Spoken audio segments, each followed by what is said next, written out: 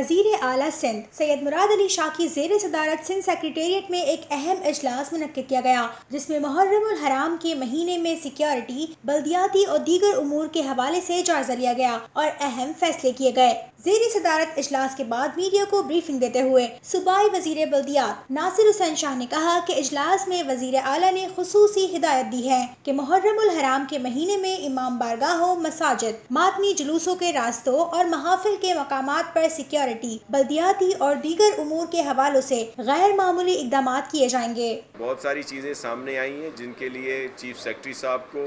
آئی جی صاحب کو انسٹرکشنز دے دیے گئے ہیں۔ یہاں خاص طور پر شدید بارشوں کی وجہ سے ہر جگہ پر مشکلات ہیں، اس کے لیے مختلف اداروں کو کہہ دیا گیا ہے کہ وہ بہتری لائیں جہاں جہاں وہ لا سکتے ہیں فوری طور پر۔ اور پھر سیکیورٹی کے کچھ خدشات بھی ہیں، کچھ اور ایشوز تھے، ان پر بھی چیف منسٹر صاحب نے آئی جی صاحب کو اور اولا نبی میمن صاحب جو ہمارے ایڈیشنل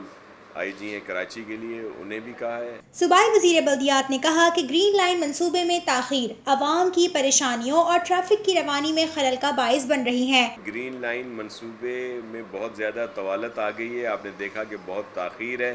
اور جو الزامات سندھ گورنمنٹ پہ لگائے جاتے تھے اب آپ کو یہ سامنے ہیں کہ اس میں سندھ گورنمنٹ کی کوتاہی نہیں تھی، بلکہ جو پورا انفراسٹرکچر بنایا جا رہا تھا اس میں ہی کافی ڈیلے تھا۔ اور اب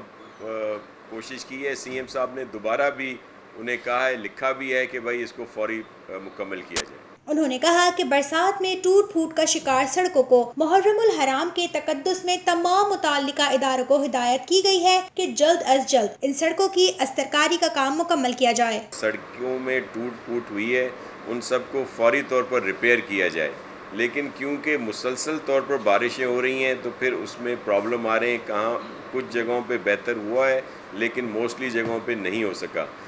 آپ بالکل صحیح کہہ رہے ہیں، یہ شکایات تھیں کہ مساجد اور امام بارگاہ اور جلوس کے راستوں میں بہت زیادہ پانی ہے۔ اس کی وجہ بھی یہ ہے کہ بہت کوشش کی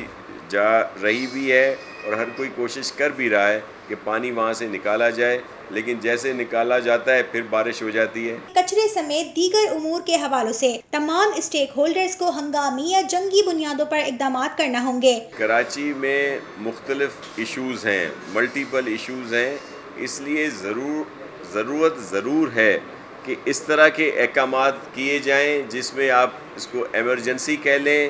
یا ہنگامی بنیاد پر کہہ لیں، یہ وار فوٹنگ پہ کہہ لیں، جو بھی آپ اس کو کہہ لیں، تو یہ بہت ضروری ہے کیونکہ کراچی میں کچرا یا دیگر جو ایشوز ہیں ان کو بہتر کرنے کے لیے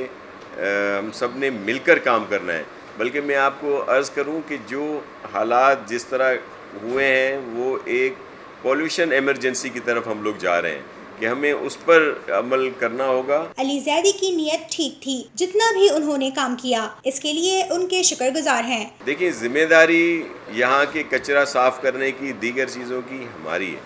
سندھ گورنمنٹ کی ہے، کے ایم سی اور ڈی ایم سی کی ہے۔ اگر علی زیدی صاحب آگے آئے اور انہوں نے کچھ کام بھی کیا تو میں ان کو اپریشیٹ کرتا ہوں، اور انہوں نے بہتری کی طرف انہوں نے لائے۔ صوبائی وزیر بلدیات نے کہا کہ K M C, D M Cs اور یو سیز کو جو بھی فنڈز دیے گئے ان کا آڈٹ ہوگا۔ جی، اس کے لیے بالکل سی ایم صاحب نے کہہ دیا ہے کہ جو فنڈز دیے گئے ہیں ان کا ویسے بھی آپ کو پتہ ہے آڈٹ ہوتا ہے، لیکن ان کی ایک صحیح طریقے سے انکوائری ضرور ہوگی۔ اور میں تو چاہتا ہوں کہ نہ صرف ڈی ایم سی، کے ایم سی، ہماری جو اپنا محکمہ ہے، لوکل گورنمنٹ ہے یا دیگر محکمے، ان سب کا انکوائری ہونی چاہیے جو فنڈز ملتے ہیں۔